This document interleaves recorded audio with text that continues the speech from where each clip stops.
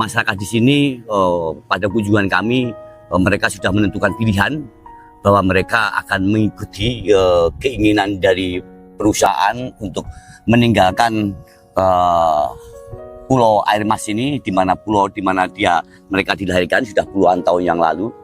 Dan memang banyak yang harus mereka tinggalkan di sini, bukan hanya kenangan, bukan hanya tempat mereka dilahirkan, tapi juga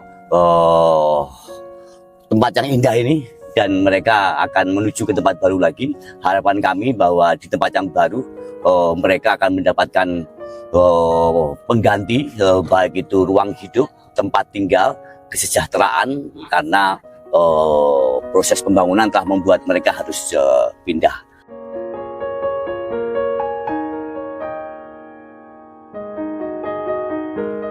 Jadi kami akan memastikan bahwa pemindahan suku laut ini sudah sesuai dengan regulasinya dan tidak ada penolakan, tidak ada intimidasi, sehingga mereka juga punya harapan baru ya di tempat baru. Semoga mereka tidak akan dipindah lagi dan pembangunan ini tidak berefek negatif terlalu banyak ya, baik untuk lingkungan ataupun untuk sosial masyarakat.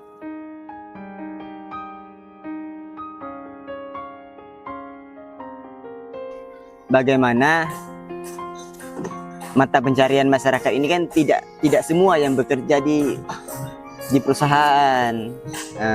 Bagaimana dengan yang masyarakat yang nelayan gitu kan? Karena saya ini dari kecil ini di laut, bahkan sekolah pun harus nyebrang. Jadi saya tahu musim yang bulan begini airnya masih keruh atau bulan begini sudah jernih gitu kan.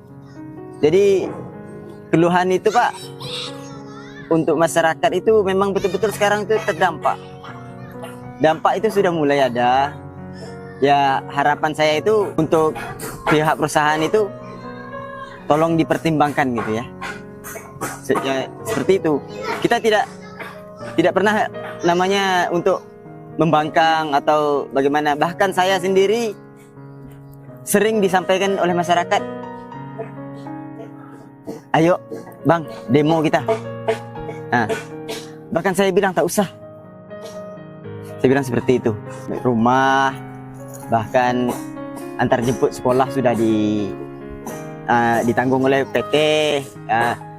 Alur sungainya sudah dibikin, bahkan listriknya juga sudah disiapkan juga ya, air.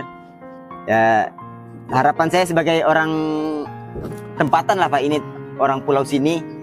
Ya kita berharap itu kedepannya jangan seperti yang lain-lain lah di tempat-tempat lain gitu. Masalahnya tempat-tempat lain gini Pak, awalnya dipakai, setelah perusahaannya berjalan itu bahkan dibuang.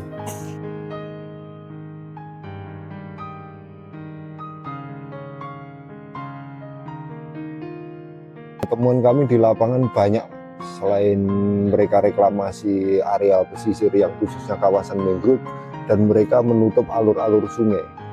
Banyak alur-alur sungai itu penyatuan Pulau Sauh dan Tanjung Sauh itu akhirnya nelayan harus berpindah tempat, itu harus mutar, nggak bisa melewatin alur itu tadi. Di situ ada pendirian SUT dan masyarakat dipindahkan tidak jauh dari berdirinya SUT itu tadi. Regulasi dari Kementerian SDM itu seperti apa aturannya terkait pemindahan masyarakat? Di Permen ESDM nomor 13 tentang regulasi terkait aktivitas masyarakat di sekitar situ. Jadi ada aturan-aturannya. Sekarang ini masyarakat yang terdampak dengan proyek di Tanjung Sauh itu dipindahkan di area SUT itu tadi. Itu ada nggak dampaknya kan gitu? Itu yang perlu kita tanyakan terhadap Kementerian SDM. Sekarang posisinya mereka itu ditempatkan di Ngenang itu jauh dari bibir pantai. Apakah ruang hidupnya udah diperhitungkan? Jadi aspek hidup masyarakat suku laut itu sangat ketergantungan terhadap laut itu sendiri. Kalau mereka dipindahkan ke sana, nanti ruang hidupnya tidak dipikirkan, akhirnya itu menimbulkan masalah baru. Mungkin oke lah secara kehidupan mereka udah layak, tapi secara ruang hidup apakah dia layak?